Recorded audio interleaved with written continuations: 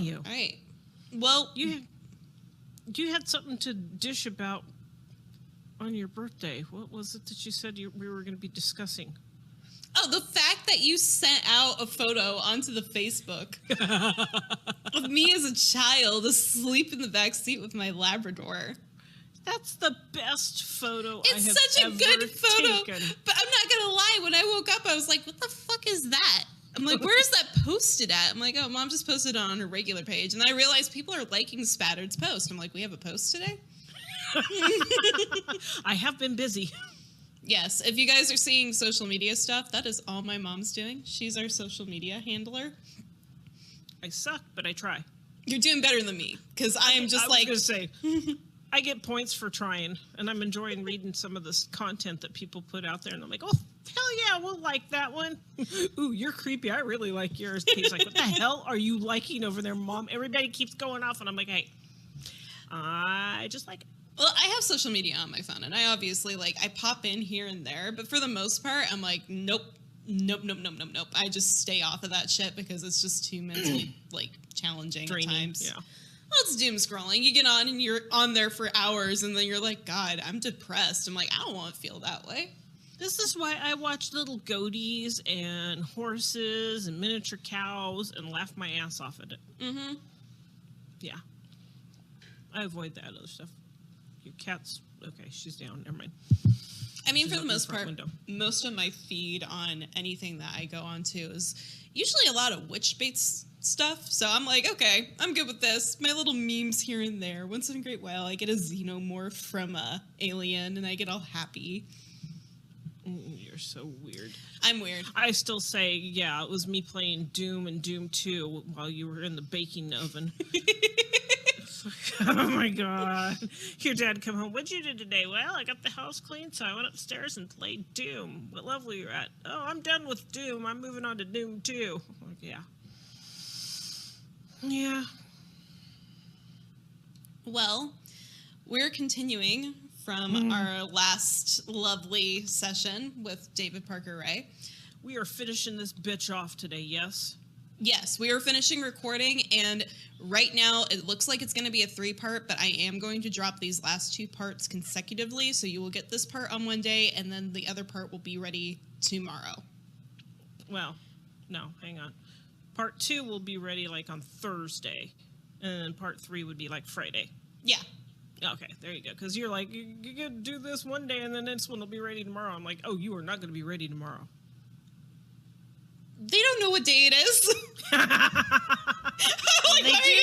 now. They do now. It's Monday, but Monday. I will be drunk as a skunk tonight, and then nursing a hangover tomorrow, then doing edits on Wednesday. Oh, Lordy B. And I'm just going to go home and play golf and try to calm my ass down.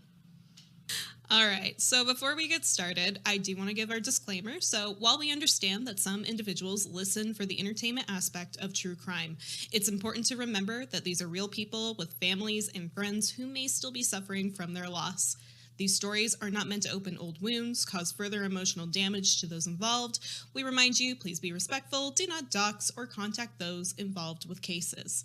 The case discussed today on this podcast will be highly disturbing to some listeners, and listener discretion is advised.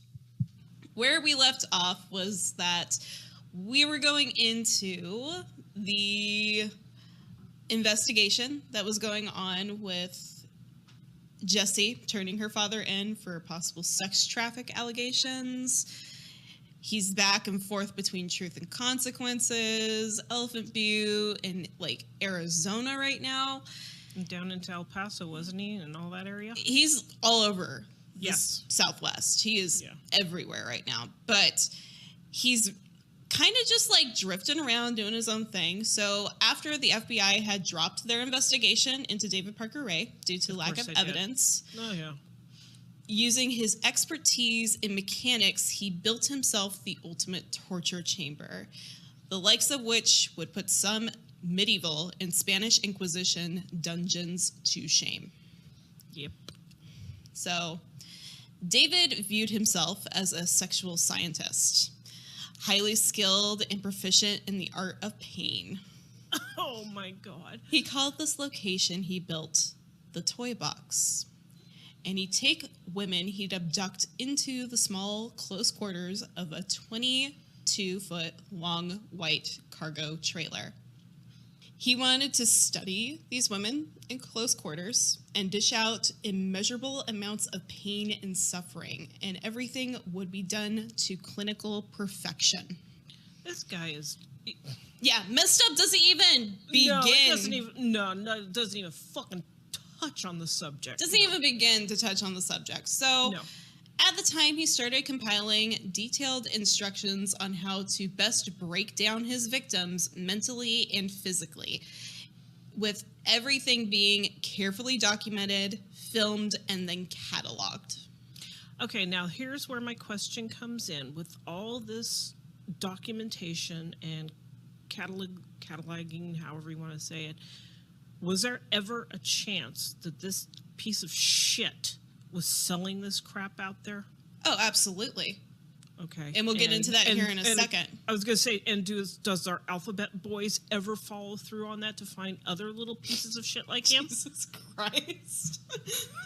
I'm sorry. I have like zero respect for the alphabet group, but yeah, do they ever? So, as far as I could actually find, the FBI is still actively investigating with David Parker Ray because there's a lot to dig through.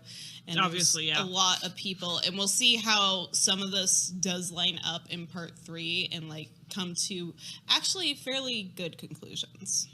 Oh, thank God. There's a little... Yeah, it doesn't get much bigger than that. I'm sorry. I was going to say... Yeah. It's like a pin needle size little ray of hope. Fuck. This shit stain on the face of the planet. So he would also take souvenirs from each of his victims so he could relive the experience again and again. He also saw this as a business potential as well. He saw this as an opportunity to make hardcore S&M bondage movies and sell them to enthusiasts in the community. And over the next few years, he'd make hundreds of pornographic videos, which he is alleged to have sold all over the world. I bet Pornhub loved his ass. Pornhub wasn't really a thing back then. Oh, I'm sure they've got a bunch of his stuff on file. There would later be reports of so-called snuff movies with women actually being murdered during bondage sessions. Oh, sweet baby Jesus. Inside of the trailer was a growing collection of sadomasochistic devices, equipment, literature, and personal writings, as well as drawings. One of which was a sign painted and displayed inside the entrance reading Satan's Den, along with elaborate BDSM fantasies, which he would later execute in real life. Oh my God. This dude is a whole lot of... So, some of the tools in the toolbox, or the toy box, were... Well, it's his toolbox. So, it's his toolbox. And he was a tool, so... Yes. As Ash and Elena call him, he is a leather shoe. I'm like, that's a good descriptor. An old leather shoe. A worn leather shoe. Oh, no, I had that smells like Richard Ramirez's breath. Schmegma. Oh, God, he is just... Oh, God, and the more pictures I've seen of him, I'm just like... All right, but some of the tools in the toy box included pulley systems, gurneys, weights, pliers, clamps, whips, scalpels, chains, and padlocks. Oh, my fucking God.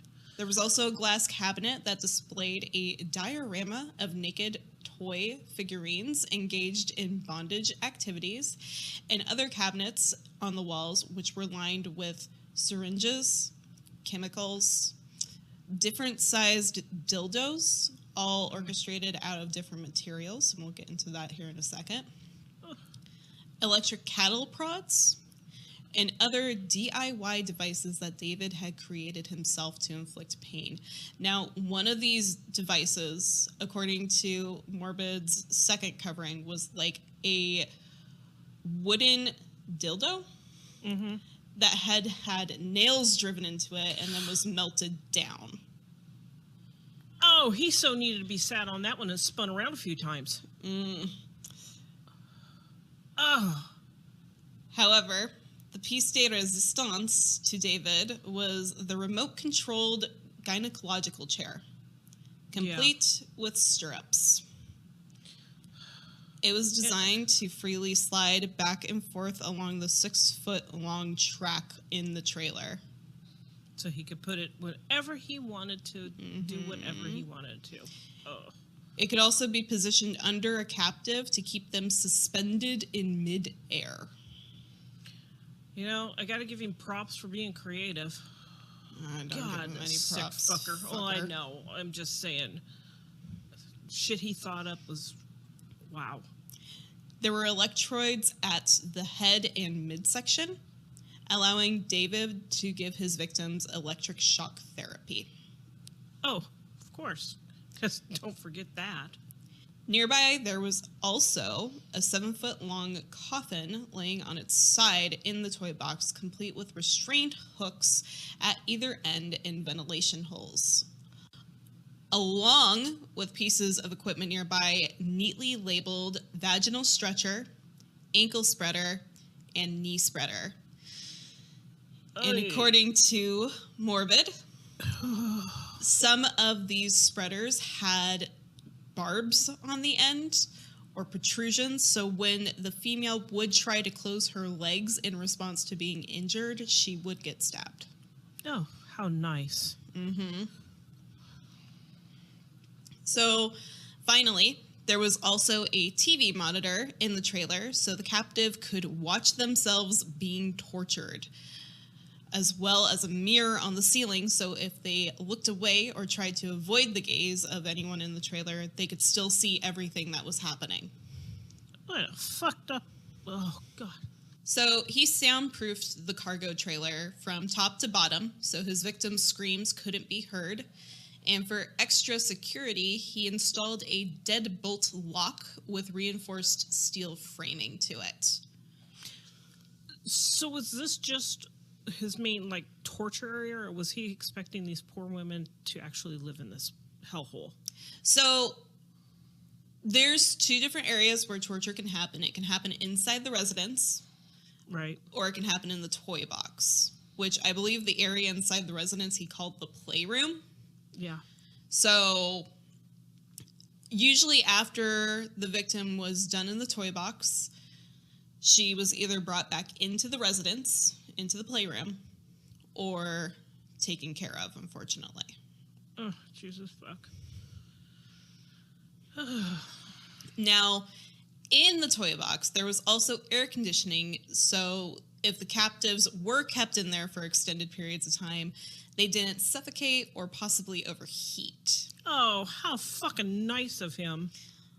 As well as a portable toilet for them to use.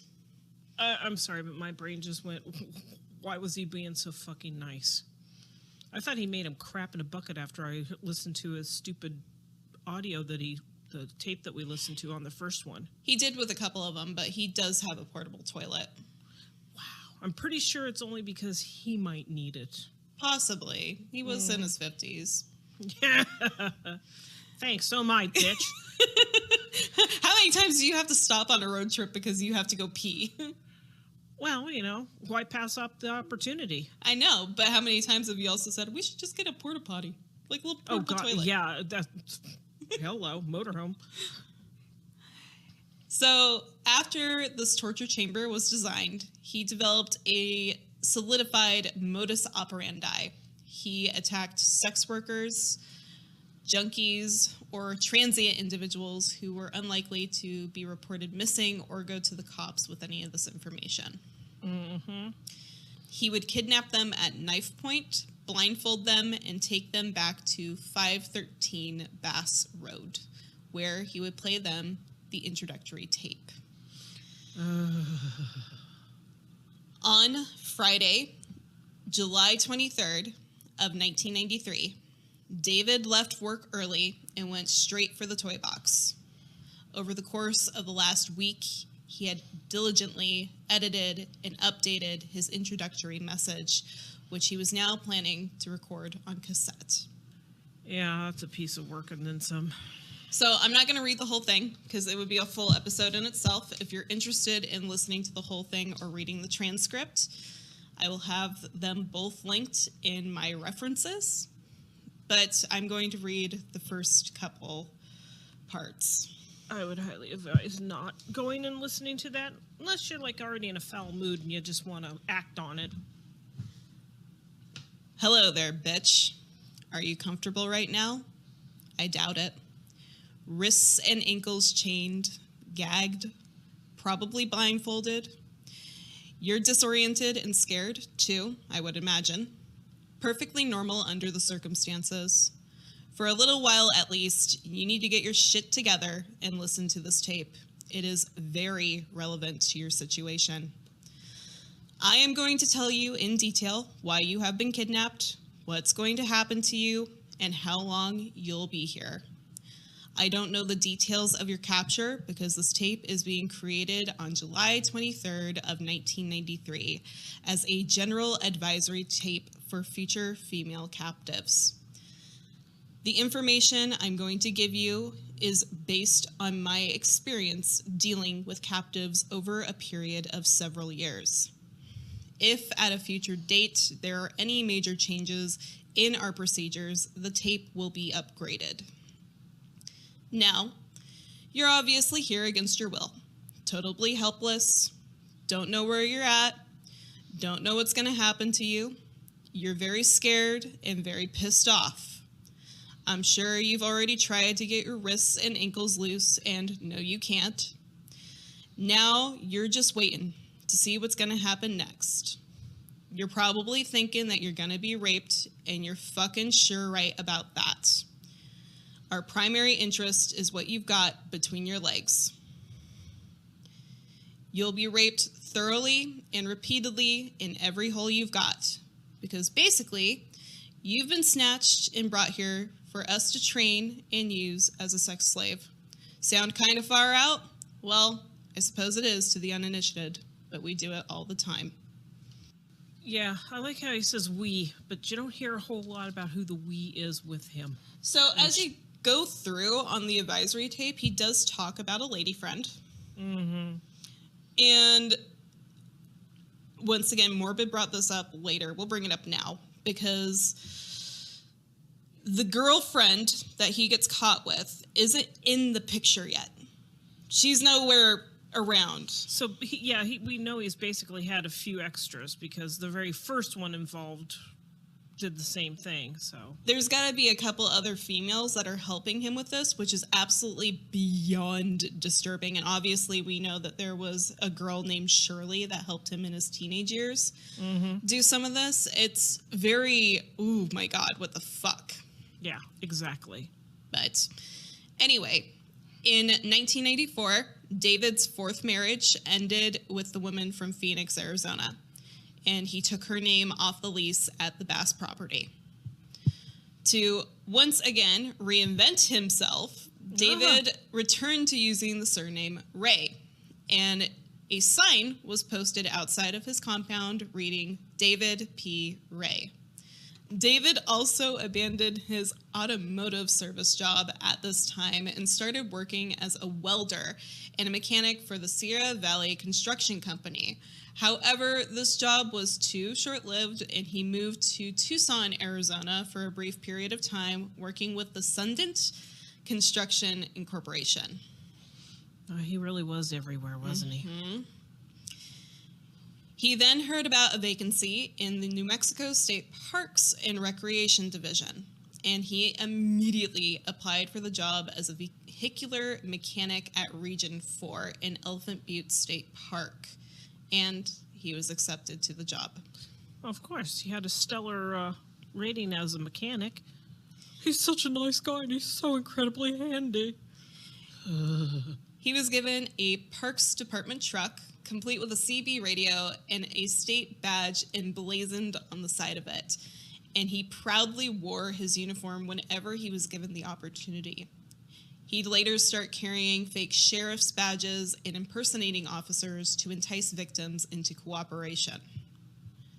Now, I do want to let you guys know that this is the early to late 90s that this is happening, and before that, but huge thing nowadays, if you're feeling sketched out by an officer, there's no shame in calling the police department to confirm that you're actually talking with an officer or request that another one be dispatched to the scene. Or drive to the friggin' police department. That too. And refuse to get out of your car until somebody comes out of the department. Put on your hazard lights so they know that you see them, and drive to a well-lit area or even the police department if you need to. Exactly. And explain once you get there, if they're like, hey, what the hell were you doing? It's like, I was just very worried about you. I wanted to make sure that I was safe and that you were safe. We're safe. And honestly, any good police officer would understand that, especially if you're on the call with the radio to the dispatcher and the dispatcher is telling the officer, hey, this lady doesn't feel comfortable, she's going to a well-lit area. That officer should be fine with it. If he doesn't, then he needs a little more education. Exactly. So 8 years after turning her father into the FBI, Jessie Ray was closer with him than ever. And a lot of people questioned the strange hold that David had over his daughter, as Jessie now seemed to tolerate her father's unusual lifestyle and made herself scarce whenever he had female company. Yeah. However, they both used to be fiercely independent. David had begun to lean on Jessie as emotional support, and he acted almost jealous of Jessie's long-term relationship with her girlfriend back in Albuquerque, New Mexico. Yeah, it's not hinky. Friends even noticed that when Jessie would return to Albuquerque, David would almost every single time fall sick, become ill, and it would force Jessie to return back to Truth or Consequences in Elephant Butte to nurse him back to health. Oh, boy. It doesn't surprise me because he has that controlling nature of him anyways. What he does with the poor women, why wouldn't he do it to his own daughter? Yeah. Exactly. Now, on Saturday, September 30th of 1995, Jessie Ray spent the evening at a bar on Albuquerque's Central Avenue, which we're going to pause real quick and we're going to talk about that. That is a whole shitload of bad news there. So Central Avenue is known to many individuals and many seasoned officers as the war zone. It's a section of road in Albuquerque, New Mexico, where the historic Route 66 turns into Central. There is a lot of criminal activity that happens on the street. Ultimately, this is the area that you would imagine sketchy individuals to be hanging out, like gangs, murderers, rapists, drug dealers. Unfortunately, this is also where a lot of illicit sex workers highly solicit. Well, not only do they solicit, but they also go missing. Yes. Stay tuned for a future update on the West Mesa bone collector, because, Jesus, as I drove through Albuquerque, I did not need to know that. We'll touch back on that one because that is a huge case. Yeah. So Jessie was spending the evening with a woman named Jill Troya, and I'm so sorry if I mispronounced that last name. I could not find duplicates of the pronunciation online. There was always something different. But at some point during the afternoon, the two began quarreling, attracting the attention of other customers, and later that evening, Jill disappeared without a trace. Holy shitballs. A few days later, a missing persons report would be officially made by Jill's mother, who lived in Michigan, stating that she last spoke to her daughter a week before her disappearance. Jessie was questioned about Jill's disappearance by Albuquerque police, but was later released. Oh, let me take a guess. She took her home to meet Daddy. So, from what I've heard in other stories, and I discluded this because I wasn't sure if they were accurate or not, it sounds like after this fight that they had, Jessie may have called her father and left the scene. So... yeah. I'm just going with the piece of shit he is, and I'm sure she isn't far behind him. That poor gal ended up most likely taking a long drive to Elephant Butte.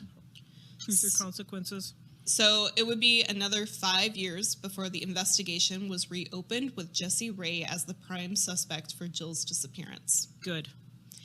Now, at some point, Jessie moved to Elephant Butte Lake to live with her father in his trailer after splitting up with her girlfriend and spending some time in New Orleans working as a veterinary assistant, which, by the way, these people are animal lovers. Oh, fuck me, they are not. She literally spent over a year, 17 months, trying to rehome a parrot. And I'm like, really? Really? What the fuck? And to say that they are animal lovers in, like, the book that I read or anything like that, I'm like, you are absolutely fucking shitting me, because they did so much animal abuse with their fucking dogs. Well, I was gonna say, come on. There is nothing about it. They are so far from animal lovers. It's laughable that they're being praised as. Mm-hmm. It's like, oh Jesus. Yeah. No, I'm like, this is fucked. This is so fucked. You gotta put. It's once again. They were a good, hardworking couple. Oh, he was always so ready to help somebody with their car issues. He was a good neighbor, never caused any problems. It was always quiet over there. Well, yeah, but you guess what? That's what happens when you have it soundproofed. Exactly. And I'm disgusted by the term animal lovers for these guys, because honestly, I'm really disgusted. David would throw wild sex parties, as we discussed a little bit about at the end at part 1. And at these parties, he would put on a show where he would actually bring in his German Shepherd more predominantly. There were 3 dogs that he had. But he would bring in the German Shepherd, and the woman would be bound in a position with, like, her butt up, so that the dog could actually rape her. Yes. That was discussed in his tape. How kind of him to let you know that he's going to do that with his beloved animals. Piece of fucking shit. Over the next couple months, Jessie became a well-known fixture around Truth or Consequences and Elephant Butte. One night, Jessie and her new group of friends welcomed in a new member, Kelly. And we're just going to leave her at that because I don't want to give out her last name, but she is out there still. Okay. Now, Kelly had moved from Kansas to Truth or Consequences in her early 20s with a boyfriend. But the two had since broken up, and she was getting back into the social swing of things. People liked Kelly from the start and soon named her Sassy for her bubbly personality and sense of fun. Over the next couple months, she became close friends with Jessie, who considered her a good friend and confident. In spring of 1996, Kelly was at Raymond's Lounge when she met a U.S. Marine named Patrick, who was on leave from San Diego and was kind of just coming back home to see his parents. Now, Kelly had been through a couple of rough relationships prior to meeting Patrick, but these two hit it off right away and became very close. Now, there is one other girl in this mixture named Cassandra, and the best way to describe it is she was doing pick-me-girl behavior, which I don't know if you know what that is, because that's a newer term. Yeah, I was going to say, you're going to have to explain that to this old lady, because I'm like, oh, what? So, what we call pick-me-girls are the girls that basically, if they know that you're in a relationship, they don't care, they're going for your man. So, she was very interested in Patrick and regularly, like, trying to squeeze into Kelly's spot. Yeah. Patrick and Kelly decided that they were so fed up with her antics that they decided they were going to get a matching pair of silver rings and stage a fake wedding, hoping that she would leave them the fuck alone. Doubt it. He'll just be more of a challenge now. However, by the time the pretend wedding came around, Patrick actually popped the question. Aww. And the two got married for real at a small wedding reception.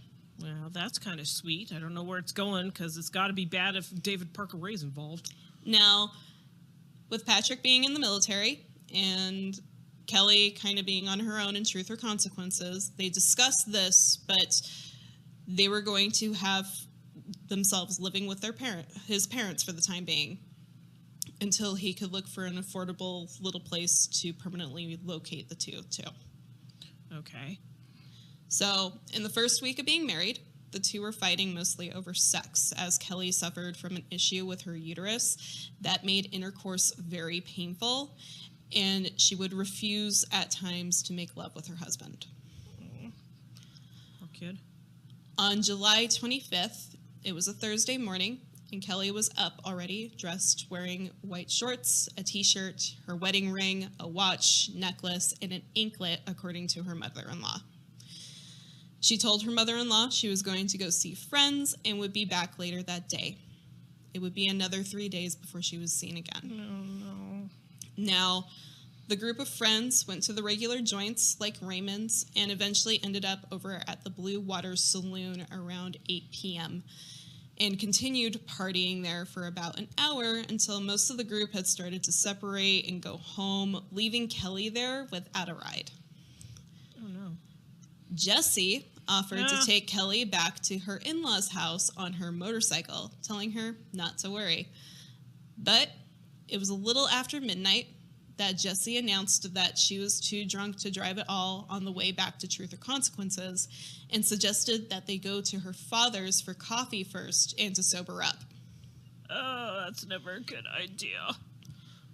Kelly recalls that even though she had only had one beer that evening, she remembered feeling strangely lightheaded on the way into Truth or Consequences and wondered if Cassandra had possibly spiked her drink as a part of her ongoing campaign to win over Patrick.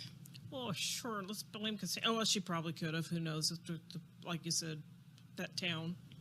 When they arrived at David's trailer home, Jesse took Kelly to wait in the living room and disappeared into the back of the trailer, retrieving David, who came out with a pair of jeans on and a shirt. The two then sat down on either side of Kelly, and one of them, it's not disclosed which one, held a knife to her throat, and the other kneeled in front of her and handcuffed her. Oh, Jesus Christ. A spiked metal dog collar was placed around her neck and locked. Duct tape was placed over her mouth so she couldn't scream, and over her eyes so she couldn't see. She was then led out of the trailer home and into the white cargo trailer about 30 feet away from the residence, where Kelly lost consciousness. Oh, God, that poor girl. Once Kelly was inside the toy box, David began preparing her, quickly stripping her naked, placing her on the gynecological table with stirrups. He then bound her by her thighs and ankles with nylon straps and attached chains that were secured to an elaborate pulley system overhead.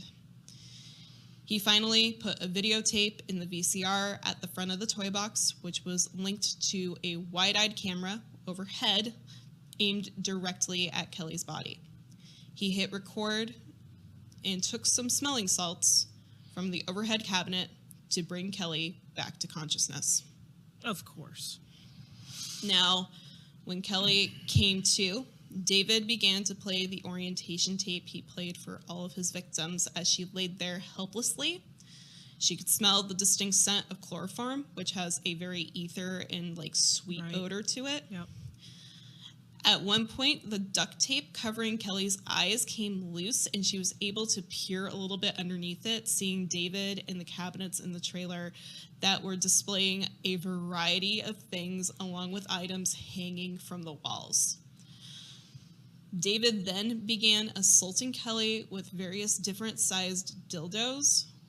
When one would fail to go in, he would grumble in frustration and grab another. Kelly notes how he was trying to play doctor with her. Eventually, after about 30 minutes of this, David gets frustrated, gives up, and leaves the trailer, leaving Kelly there tied helplessly to the gynecological chair. And over the next 3 days, he would return to the toy box on at least 5 occasions and try this process again. Throughout the ordeal, David never once offered Kelly food or water, And the one time she asked to use the restroom, he made her use the portable potty in the toy box as he watched her relieve herself. Of course. Now, Probably the only reason he had that there, but anywho.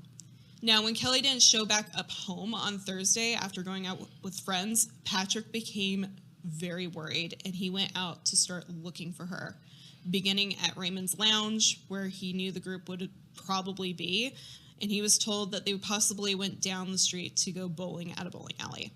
Now, as Patrick is looking for Kelly, a thought pops into his head that she's run off to be with another man.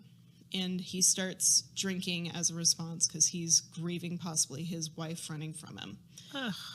Going to their favorite spot by Elephant Butte Lake, where he inevitably drinks himself to sleep. Oh. The next morning, he woke up on the lakeside shore, very hungover, and made his way back to his parents', where his mom told him there was still no sign of Kelly. Patrick decided that it's closing in on the 24-hour mark. I need to file a missing persons report. And let me stop you there. Isn't that a falsehood that you don't have to wait for 24 hours? Come You on. don't have to. You don't have to wait for 24 hours. If something's hinkling in the back of your head, act on it. Mm-hmm. And harass them about it, too. Exactly, because there's no such thing as the 24-hour mark for a missing persons case. If you feel something is wrong, you push them on it. Don't let them turn you away and be like, oh, we'll just wait a couple of days. No. I'm a police officer. I know what's right. No. You push that missing persons case. Yes, definitely. So he filed a missing persons report and then proceeded to drink more as he was starting to get worried sick. Now, here's the real pisser. Cassandra contacts him later that evening saying that she's got information about Kelly. And Patrick, being worried, goes straight over. This girl tells him that she saw Kelly partying really hard the night before and suggests that Patrick get the marriage annulled. Oh, of course, because she wants him. After this girl leaves, Patrick has a couple more drinks and goes back out to search for his wife, checking in with the police department every couple hours to see if they've found anything on their end. On Saturday morning, there was still no sign of Kelly, and Patrick bought a to-do guide to divorce as he was convinced Kelly had left him for another man, and he was going to annul the marriage on Sunday if Kelly did not return. On Sunday morning, around 8 a.m., David led Kelly out of the toy box into the blinding New Mexico sunlight. And as promised on his orientation tape, he had drugged Kelly with a mixture of phenobarbital and a substance of barbiturates. So she didn't remember a thing. Oh, my God. I don't know which is worse. David also took Kelly's wedding ring, her watch, and jewelry as other souvenirs. Well, of course he did, because he's a piece of shit. The first thing Kelly remembers is that David stopped off at the Diamond Shamrock near Bass Road. He was smartly dressed in his Ranger's uniform, grabbed himself a cup of coffee, drinking it without as much offering her a sip. Of course. He told her that he'd found her wandering down by the beach and that she was incoherent, barely conscious. He helped Kelly into his state-issued Ford Bronco and drove her to her in-laws' residence in Truth or Consequences. So now he's going to look like a good guy. Mm-hmm. Yeah. Mm-hmm. Now, Patrick and Cassandra are inside the house, and Cassandra starts to look very apprehensive as a dazed-looking Kelly is being led through the front gate of the residence by David. Mm-hmm. Patrick is immediately furious and goes running out to confront Kelly. To his horror, she's barefoot, dirty, and still wearing the clothing she left in days earlier. Her hair is in braids, but it's unkept and full of sand. David was astonished with how Kelly looked, as she usually had a compulsive cleanliness about her and was always showered and clean. Right. He also noted how she'd taken off her wedding ring, along with all of her other jewelry, and looked like she was under the influence of some sort of narcotic. He asked her where she had been for the last 4 days, and Kelly told Patrick that she couldn't remember, to which Patrick's like, you don't remember a 4-day block. completely astonished and disbelieving. Well, of course. David then introduced himself to the family as Jesse's dad, and that he'd found Kelly walking around the lakeside beach dehydrated, and he rescued her as he'd been concerned for her welfare. Oh, fuck me.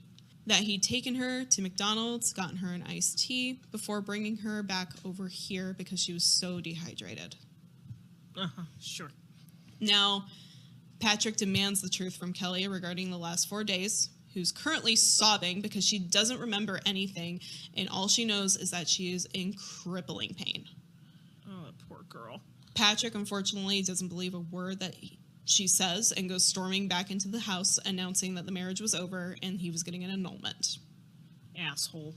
When her new family closed the door on her, Kelly had very little choice other than to go back with David, who had offered her a ride to the Dam Site restaurant, where her other friends would take care of her. Oh, she didn't go home with him, right? No, thank God, no. Fuck, thank God. I'm just like, oh my God, out of the frying pan into the fucking fire. Now, before we go forward with this timeline that we're on, we need to go back and talk about another key player in this case, one Dennis Roy Yancey. Oh, boy. Also known as Roy.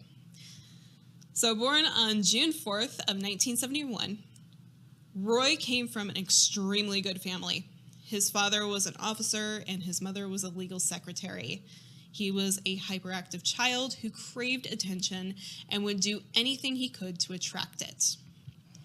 In his younger years, Roy's parents did divorce, with his father moving to Galveston, Texas, and his mother staying in Truth or Consequences, where she adopted 2 more children, a little boy named Joshua and a little girl named Heather. Now, Roy was an average student, and he loved to play sports, and he was actually on the high school football team. But in the classroom, he could never settle down, concentrate, and it was a little much for his teachers, and they believed that he was undiagnosed with a type of attention deficit disorder. Okay. By the age of 16 years old, Roy had began to seek the acceptance of his fellow peers, which landed him in a very rough crowd where he would be experimenting with drugs and alcohol and joined a secret satanic cult. Okay. Trigger warning, animal abuse. Oh, Jesus, fuck, here we go again. By 1987, Roy and his fellow gang members had gone on a rampage around Sierra County, destroying local graveyards, poisoning dogs whose owners' surnames ended in R, and then leaving the bodies of those dogs on their owner's front doorstep for them to find. Motherfucker. In October of 1987, Roy and other students were actually arrested for allegedly breaking into the home of their English teacher and leaving a dead dog's penis on the computer keyboard as a satanic warning. This year, Halloween was also canceled in Sierra County due to the ongoing rampage that this gang was doing. Oh my God. A string of burglaries was also linked back to the cult members, where guns and other weapons were taken from homes and hidden in the basement of one of these members' houses. As more victims of the cult came forward, a task force learned that apparently an older gentleman named David was the alleged leader. However, this individual wasn't caught at the time, and in the future, it's speculated by media that this was David Parker Ray. Yeah, slipped through their fingers again. Now, Roy and his friends did spend a lot of time in juvenile detention centers, and according to some reports from his teachers and other individuals around Roy at the time, it scared him fucking straight. And he came out better than when he went in. He graduated high school in 1989 and accepted an offer into the Navy, where he spent 4 years serving his country and was honorably discharged, returning to Truth or Consequences in 1995. Yeah. Roy would tell his friends later that he was reintroduced to drugs after leaving the Navy, and that this was a dark point in his life where he was using heroin, LSD, and mushrooms. And if you can see where this is going... Oh, yeah. He met and joined the crowd of one Jesse Ray. I'm gonna say, you'd have to be a blind person not to see that coming at you. In late 1995, Roy and Jesse had befriended a 43-year-old homosexual man who was a loner from Florida. His name was Kenneth Lee Lane. Neighbors at Lane's apartment at the Old Rock House on West 2nd Street in Truth or Consequences stated that they regularly saw the two coming in and out. Mm-hmm.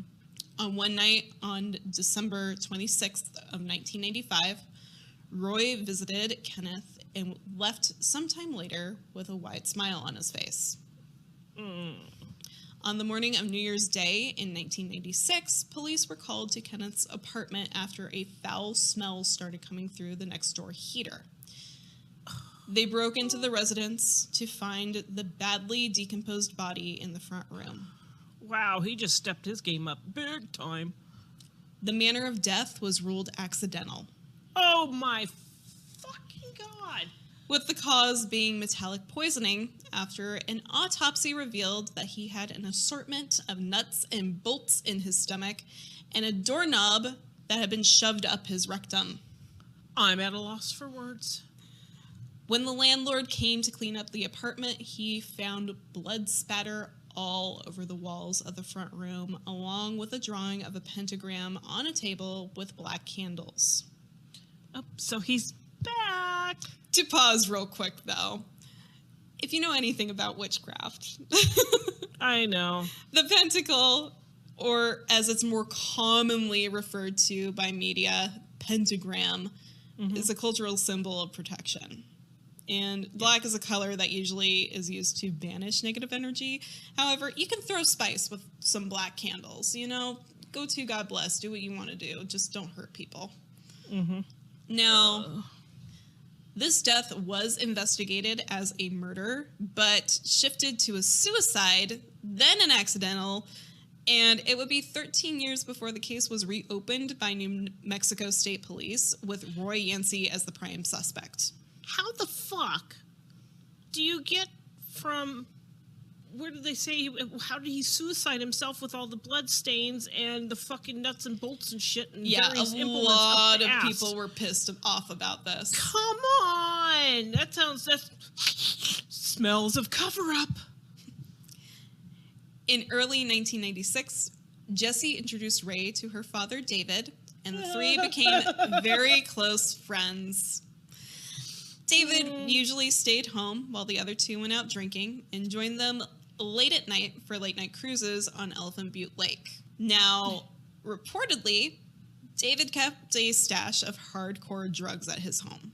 Of course. Although the 55-year-old chain smoker did not even indulge in beer and basic alcohol. Well, you got to keep your mind clear. So it wasn't long before Roy was introduced and initiated into the sadomasochistic party scene that would happen at the Rays' home. And he became a willing participant. To which he'd later confide in friends that he'd been tied down at one of these parties and raped with a broom handle. Cool!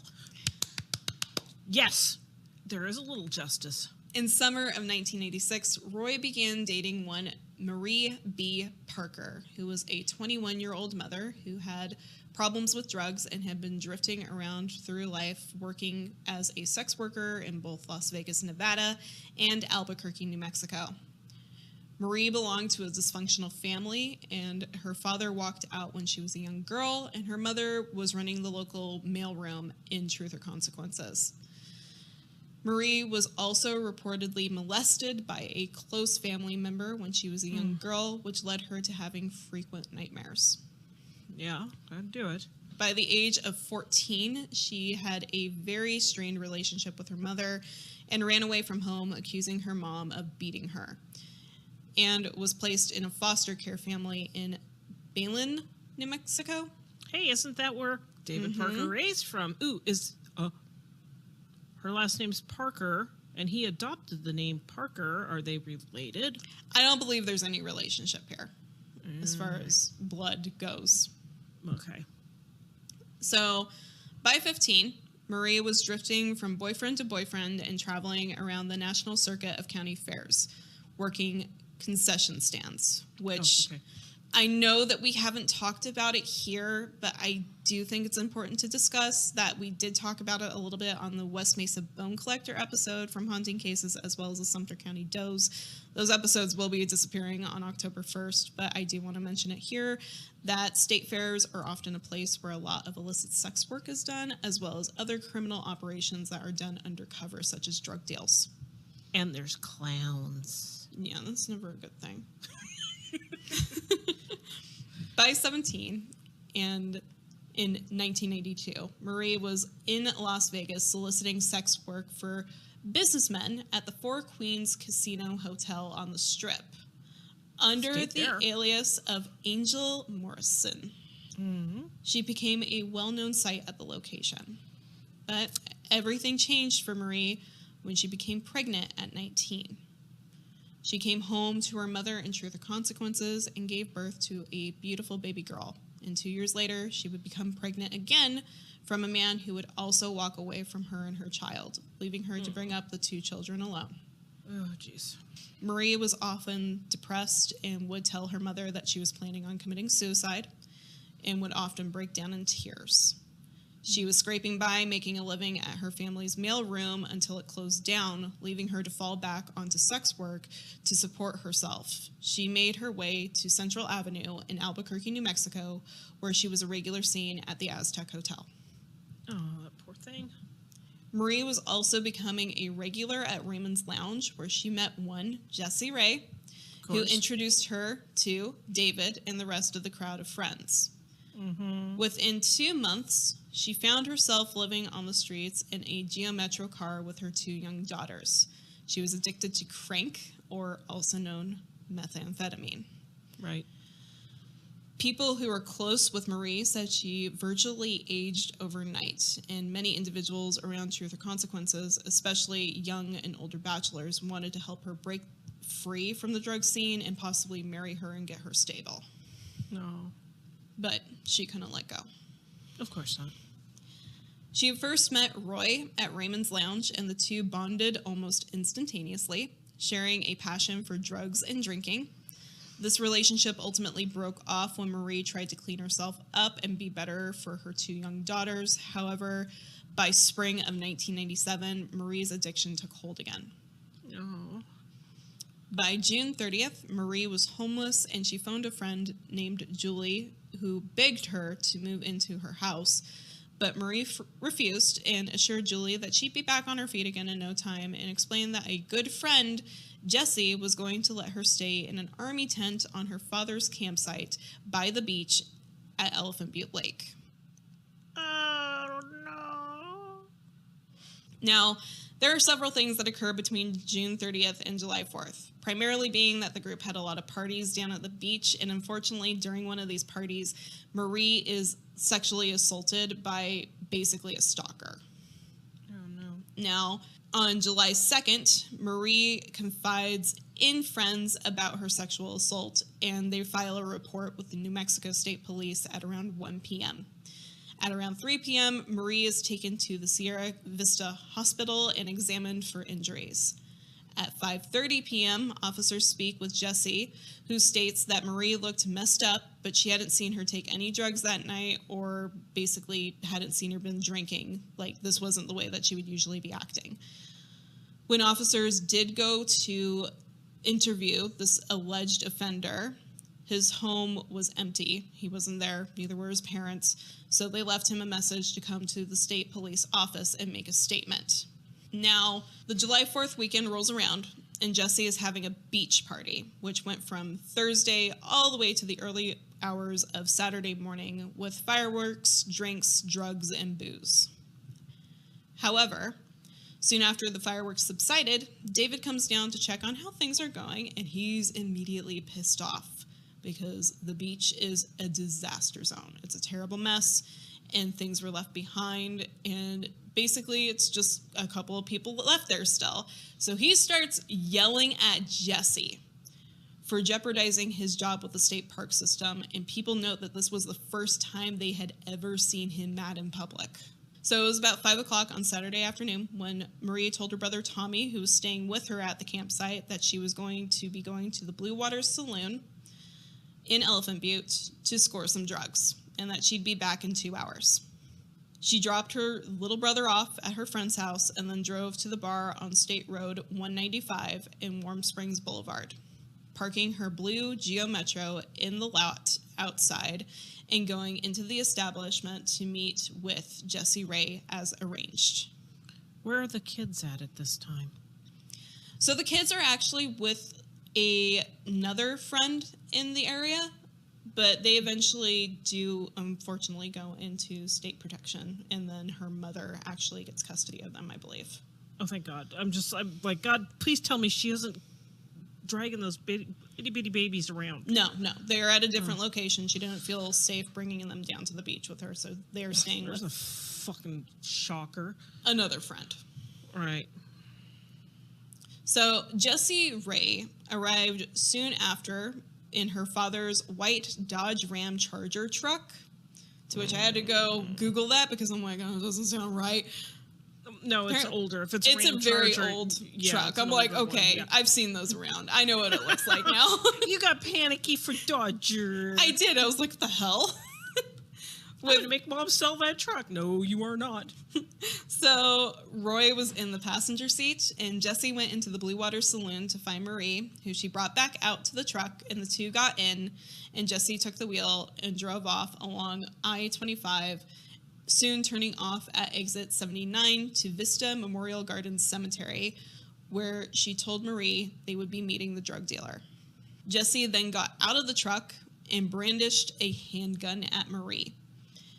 Maria obviously screamed because she was scared to death. Yeah. And then they handcuffed her. And as she's screaming, Jessie yells at Marie, "Shut up or I will kill you." Sorry, kill me. For placing the restrained Marie into the back of her father's truck and ordering Roy to ensure that she did not escape, before turning back onto I-25 and heading back to 513 Bass Road. Mm-hmm. Marie was taken by Jessie to the toy box, and according to testimony given by Roy, he went inside and joined his father, who had been staying with the Rays, and he was basically watching TV on the sofa. So him and his dad are just going to go chill in the fucking hellhole that is the trailer. Oh, so he involves his father with this. Did his father have any idea of what his son was up to? Or? I don't know. I honestly do not know. I don't know. Considering that the tape, if you do listen to the audio, he alludes to the fact that a lot of his friends and neighbors know what's going on. Maybe. That's what I'm thinking. Just not 100% there, but I'm just going to go with the fact of, you can't turn a blind eye on all that shit. Yeah, it's probably one of those scenarios that it's like, you know what? I see it. No, I don't. No, I don't. No. Blah, blah, blah, blah. Yeah.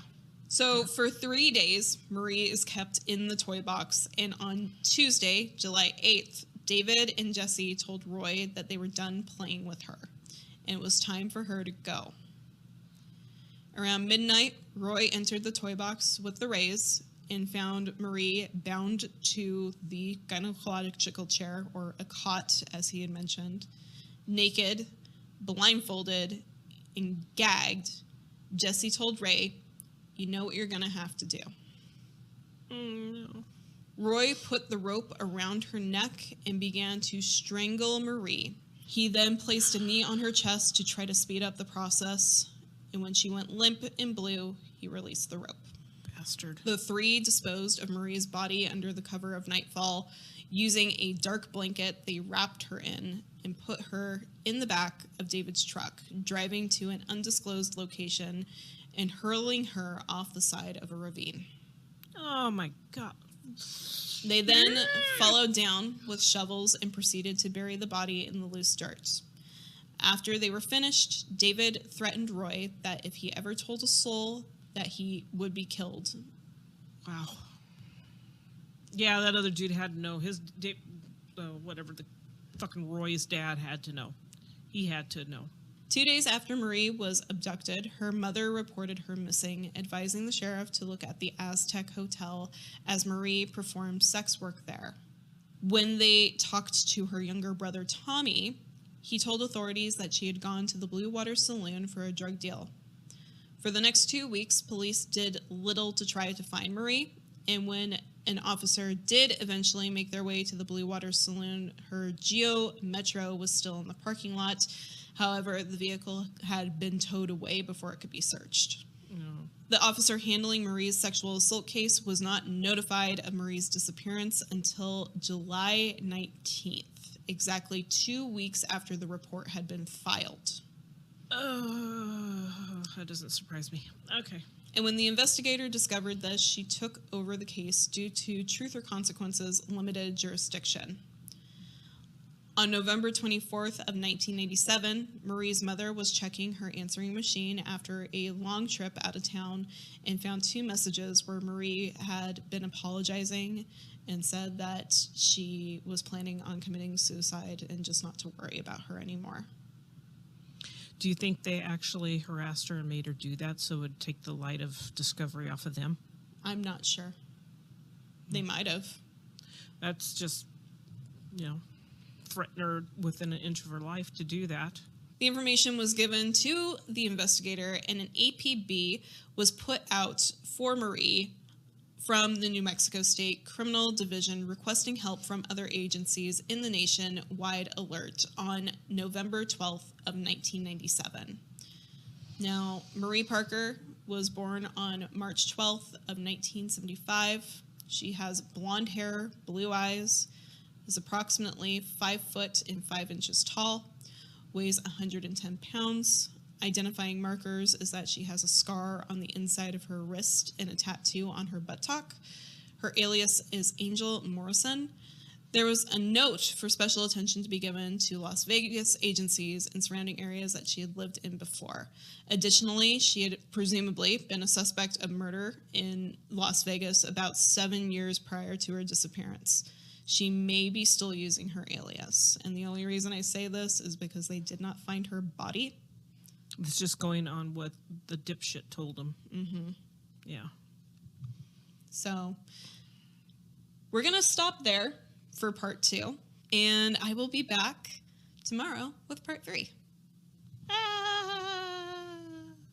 Yay me. Will we get to meet another troubled young woman who arrived in Truth or Consequences just days before Marie Parker's murder. Now, by troubled, are you talking Jesse kind of trouble or Marie kind of trouble? A little bit of both. Oh, fuck. I need a shot. I also need a shot, so we're going to do that. But we're going to have a shot. We'll talk to you tomorrow. Bye.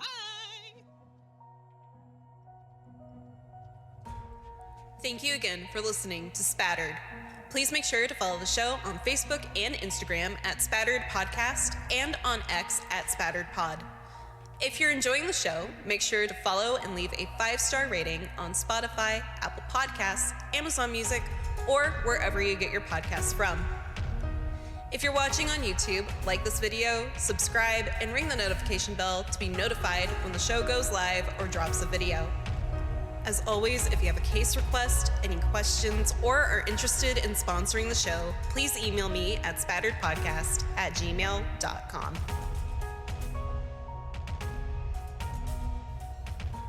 Spattered is a true crime podcast hosted by Caitlin Gardner and Sarah Ray. The research and edits for this episode were done by Caitlin Gardner. All the music for the show was done by Lucio Cardenas. We'll see you next time. Stay safe out there. And remember, the truth is always in the blood.